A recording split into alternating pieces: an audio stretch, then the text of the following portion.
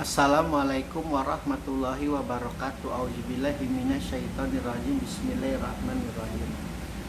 Wa zanna annahul firaq.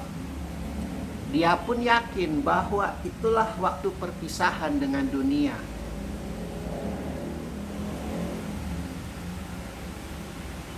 Segala yang berjiwa pasti wafat, segala yang bernyawa pasti mati. Segala yang hidup, segala yang tumbuh, segala yang berkembang pada akhirnya akan sampai kepada titik akhir, yaitu kematian. Makanya potensi diri manusia itu pada dasarnya adalah untuk bersiap-siap dalam menghadapi kematian, bukan disesatkan dengan angan-angan, cita-cita, keinginan bahwa untuk hidup selamanya, untuk bisa memiliki kekayaan selama-lamanya, kesehatan selama-lamanya, bukan. Allah mengatakan pada saatnya manusia akan yakin akan perpisahan dia dengan dunia, akan perpisahan dia dengan apa yang dia miliki, baik dia itu seorang yang sangat fakir, sangat miskin, maupun dia yang sangat kaya sekalipun harus berpisah.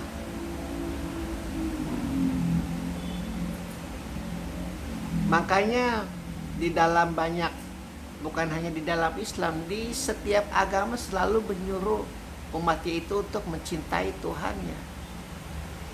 Karena ketika dia sudah mencintai Tuhannya, maka kelekatan dia dengan dunia, kedekatan dia dengan dunia akan bisa tereliminasi, akan bisa, apa sih istilahnya tuh, tidak terlalu melekat kepada dunia. Pun begitu di dalam Islam.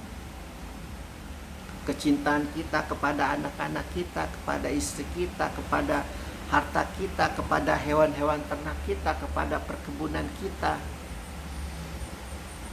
itu semua adalah, kalau di dalam ilmu hakikat, ilmu tasawuf, penghalang kita untuk mencintai Allah. Makanya ketika Allah mengirimkan Nabi dan Rasulnya, dan Nabi dan Rasulnya itu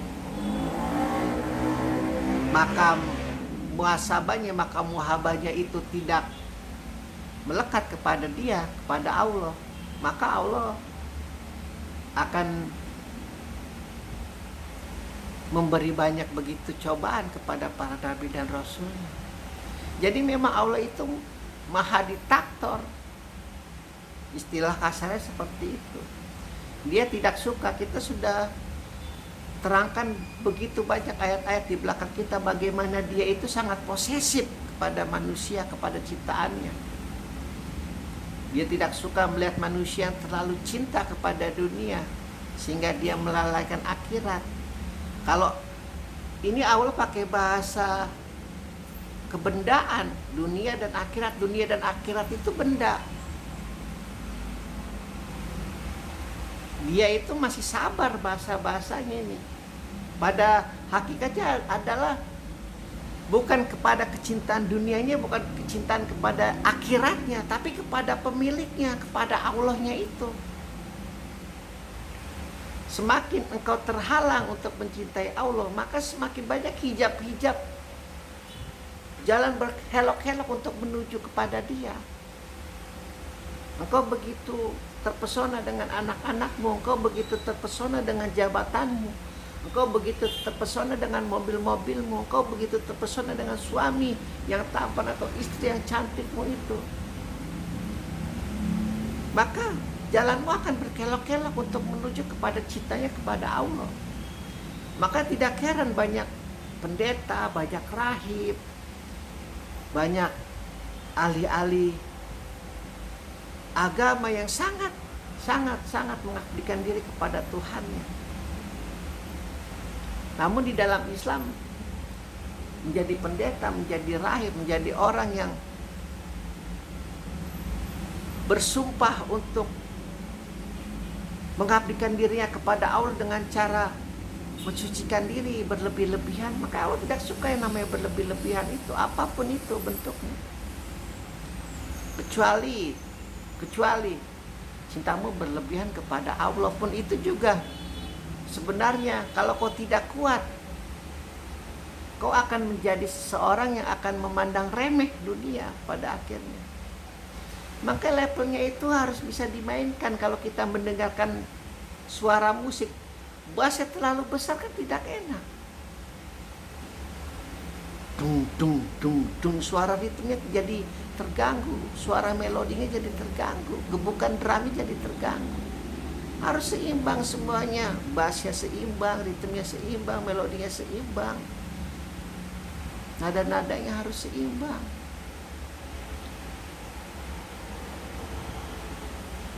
Seperti bermain musik, seperti irama kehidupan dunia ini. Dan makam para nabi, makam para rasul itu adalah makam pecinta. Jadi kita tidak, saking kita ingin seperti mengikuti jejak Rasulullah gitu langsung melompat sebagai makam pecinta. Ya tidak bisa seperti itu juga, harus ada tahapnya. Tahap imani, kita meyakini la ilaha illallah Muhammad Rasulullah. Tahap syari, kita mengikuti perintahnya, sholat, zakat, puasa, naik haji dan lain sebagainya. Lalu tahap amal, kita amalkan itu semua. Lalu pada tahap hakikat, segala sesuatu tidak ada lain selain Allah. Tahap berikutnya adalah tahap terakhir, tahap para nabi, tahap para rasul. Kadang-kadang kerakusan itu tidak hanya dalam hal segi materi, segi dunia. Kerakusan itu juga bisa dalam bentuk segi ukrawi. Tidak sadar diri, tidak berkaca, tidak memandang bajunya, tidak memandang keintelektualitasannya. Hantam kromo. Bahkan mungkin dengan bisikan-bisikan lanatullah dia akan merasa ujub, ria, takabur. Itulah yang jadi pemikiran Abu Lahab dan kawan-kawan. Bagaimana mungkin Muhammad bisa menjadi seorang nabi? Miskin, yatim piatu, tidak bisa membaca, tidak bisa menulis.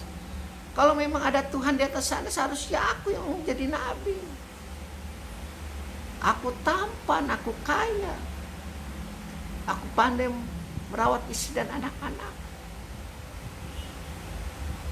Itu hasil dari buah pemikiran lanatullah. Sama ketika dia memandang Adam disujudi oleh para malaikat. Apa bagusnya Adam mengajarkan kalian tentang alam semesta? Aku juga bisa lebih hebat daripada Adam kalau tentang alam semesta. Aku bisa ajarkan kepada kalian, wahai para malaikat. Tercipta dari lempung tanah, bahkan sebagai tafsir ada yang menafsirkan dari lempung tanah yang hitam yang menjijikan. Sebagian ya, tidak semua ya. Apa pantas ya kalian mensujudi Adam itu? Aku yang lebih layak dari api, elemen yang sangat menyinari. Kan itu 11-12 apa yang dipikirkan Abu Lahab dengan lanatullah.